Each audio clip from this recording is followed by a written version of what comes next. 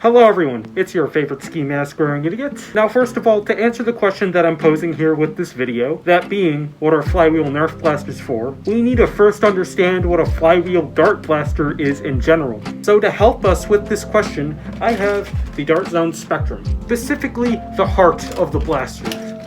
It's flywheels. So the basic idea of these is that current gets drawn from a power source, in this case 6 AA's, that goes into the motors back here, which then rapidly spin up the flywheels. The spinning of the flywheels is that sound you hear whenever you use one. Exhibit A.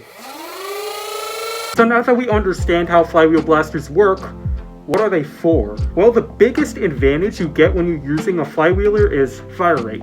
You see, whenever you want to fire a blaster like this, you have to manually crank back this priming handle, and then push it forward, and then squeeze the trigger.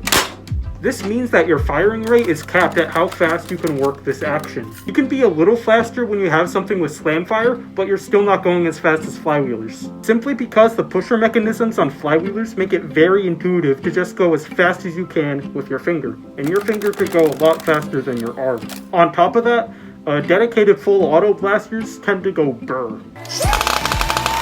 Because of the firing rate advantage that flywheelers have, it makes them very good for aggressive get-in-there playstyles. The firing rate also makes them very good for suppressive fire, especially since when people realize that you're shooting at them with one of these, they tend to dip behind cover pretty quickly in my experience. The benefits of running a flywheel blaster if you're into very aggressive play is great, but they do also have a few downsides, one of which is accuracy. Now that's not saying that flywheel blasters are horribly inaccurate, but when compared to the accuracy of manual springers, it's definitely a downgrade. When darts are flicked out of the flywheels, you're pretty much letting Jesus take the wheel on where that dart's gonna go. Like, you know it's going in that general direction, but that's about it. And because of the sound, if you're trying to be quiet and sneaky, the moment you start shooting, everyone in the general area is going to know where you are.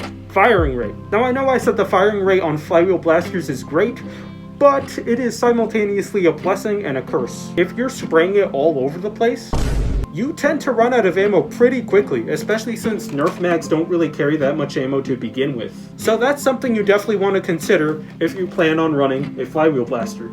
Everything in this hobby has their pretty clear upsides and downsides, so if you want to run something like this, you really need to consider its advantages and cons.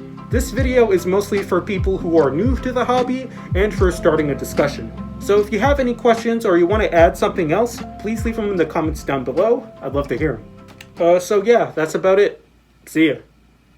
Also, thank you guys so much for 3,000 subscribers. I really appreciate it.